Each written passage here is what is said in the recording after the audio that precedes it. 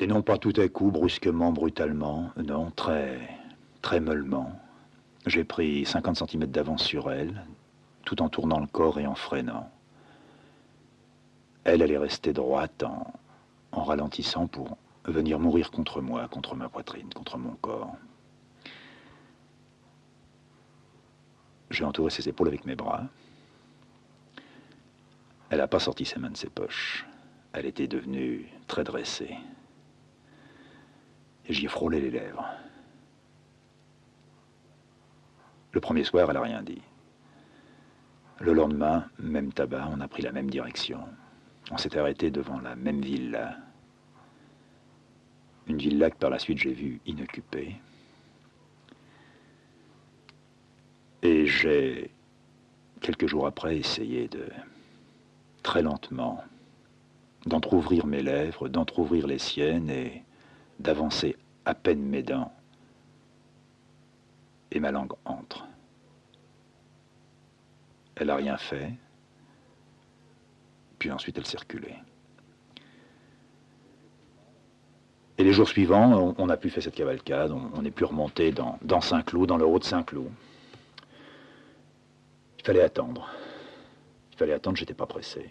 Je crois que j'avais d'ailleurs pas du tout envie de la baiser. Et certainement, plusieurs semaines passées. Un soir un peu énervé peut-être parce que ça glandinait et que quelque chose d'urgent peut-être devait être fait maintenant, ou bien sinon on ne se reverrait plus. Je l'ai carrément prise, presque dans la rue Royale, là où il y avait déjà du monde qui marchait, qui descendait, qui montait. Je lui ai ouvert la bouche avec ma bouche, puis j'ai rentré ma langue dedans. Et alors là, quand j'ai rentré ma langue dedans, j'ai découvert un véritable merdier, un bordel. Elle a tourné la tête et elle s'est mise à sangloter. Ça a été la dernière parole de ce soir-là. Il n'y en avait pas eu, quoi. Et puis, le lendemain soir et le surlendemain soir, c'est moi qui me suis mis à parler. Commencé à poser des questions, essayer de la rebécoter. Et il y avait vraiment là, là aussi peut-être un mur, quoi, quelque chose qu'elle ne voulait pas faire, qu'elle savait pas faire, qu'elle n'aimait pas faire. Mais c'était vraiment autre chose que du dégoût. C'était certainement pas tourné contre moi.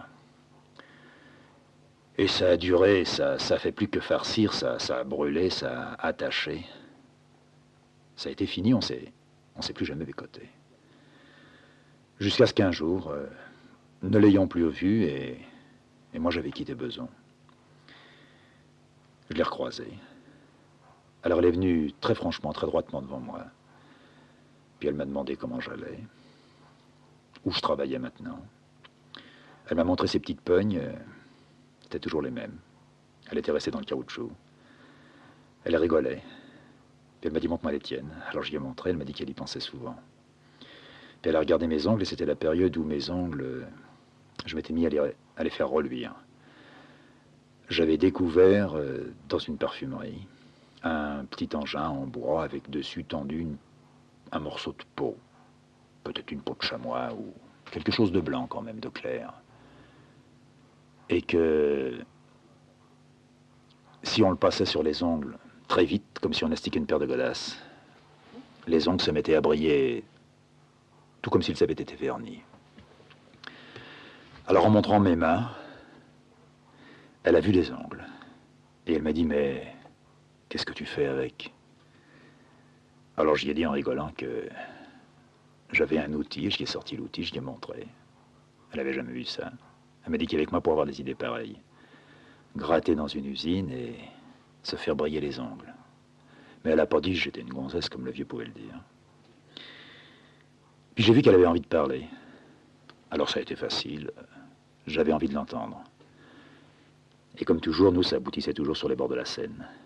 Alors, on est allé sur les bords de la Seine. Pas du côté de Saint-Cloud, parce qu'on avait du mal à marcher. Mais du côté de Boulogne, où il y avait un ancien petit chemin, je crois, de halage. En tout cas, on pouvait très bien marcher côte à côte. Et elle s'est mise à parler, elle a sorti vraiment tout ce qu'elle avait. Des mois venaient de passer. Moi, j'avais un peu oublié. Et elle m'a dit, tu ne sais pas pourquoi, j'ai pas voulu me laisser embrasser comme tu voulais le faire. Alors je lui dis, ben, t'en avais pas envie. Elle me dit, non, tu sais bien que j'en avais envie. Je lui dis, alors si t'en avais envie, pourquoi tu ne l'as pas fait? On parlait de ça très froidement, comme si on avait eu un chien malade et que tous les deux, on était en train de chercher la solution pour le remettre debout. Très détaché pour elle, très détaché pour moi. Et elle a porté la main à sa bouche, et elle a détaché dedans ses dents. Et j'ai vu son dentier. J'ai fait demi-tour. Comme je faisais demi-tour devant la morte. Parce que je venais non seulement de me rappeler de Nanette, mais de voir, de croire que dans le rictus de la fille, si ce rictus-là me la rappelait, l'autre, les dents me semblaient un peu décrochées du plafond, et puis un peu soulevées du parquet. Il me semblait que si je mettais mon doigt là-dedans et que je tirais un coup sec, j'allais pouvoir faire venir l'appareil. Alors une fois cette chose-là, disons, mise au point, que si problème il y avait, eh bien, solution j'avais trouvé, je suis passé radicalement dans la colère, puisque c'est ça mon bien. Et je me suis mis à haïr cette gonzesse qui était par terre. Je commençais à lui regarder les cuisses. C'était plus blanc, ça prenait une autre petite couleur, et en même temps une odeur. Et j'ai regardé dans le fond, m'accroupissant avec mon flingue à la main. Puis j'ai vu le cul, le con, il n'y avait pas de culotte.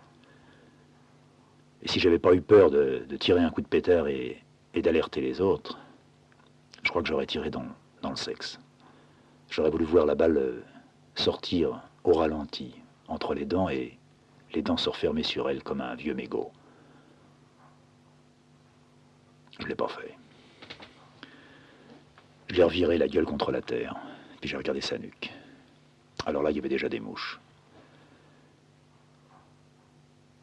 C'était pas dégueulasse, tout en étant très crasseux. Comme Lavry, j'ai fouillé dans le sac, trouvé son poudrier.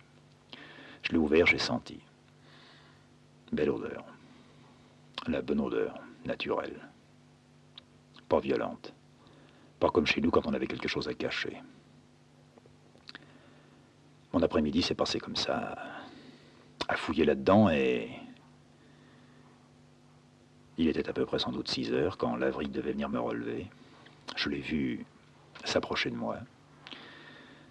Et puis mimer qu'il m'attaquait, se mettre à cavaler la mitraillette en avant. À un point qui m'a fait un peu peur. Puis j'ai dit, fais pas le con. Moi j'ai fait comme toi, puis je l'ai refoutu à l'envers. Alors il a regardé. Il m'a dit, ben, tu peux repartir.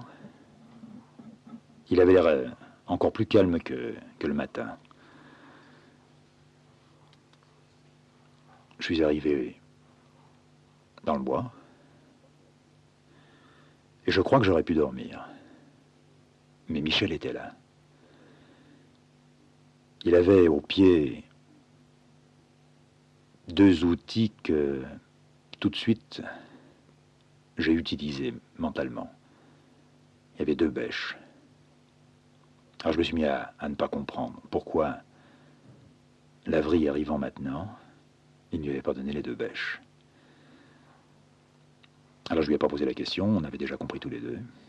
Et il venait d'apprendre à 1 seconde près ce qui s'était passé, ce qu'il y avait à faire, et que j'étais devenu un fossoyeur. J'ai foutu une bêche sous un bras, l'autre aussi, et j'ai repris le chemin de Lavry. Quand je suis arrivé près de lui, avec les bêches, pas besoin de dessin, on avait compris. On a commencé à creuser. Pas très profond, parce que c'était dur, ça gelait. On a fait à peu près 40 à 50 cm de profondeur comme trou. Puis on s'est rendu compte que le trou, on l'avait fait trop petit. Pas trop large, ni pas assez large, mais pas assez long. Alors pas assez long et pas assez profond, elle allait dépasser de tout ça. La vraie, il m'a dit, non, penses-tu, t'en fais pas, ça va très bien marcher. Il l'a prise et puis il s'est mis à la coincer, à la faire rentrer dedans et j'ai revu ses pieds qui poussaient sur la tête. Vraiment comme il avait poussé avec beaucoup de puissance sur la tête de l'autre mec. On a à peine recouvert. On s'est aperçu qu'on n'avait pas mis le sac dedans, alors on a balancé le sac. Et quand moi j'essayais de recouvrir le sac avec les dernières bêches de terre, il a dit minute, attends. Il a plongé sa main, je dirais, non pas dans le sac mais dans le sexe. Puis il s'est mis à branler tout ça là-dedans, à le secouer. Il jouissait. Il a sorti le poudrier. Puis il m'a dit souvenir. On est rentré au camp. Le boulot était terminé. Lui n'essayait pas, ne cherchait pas savoir pourquoi elle avait été flinguée, comment elle avait été flinguée. Moi, ça me tracassait, ça me grattait quand même.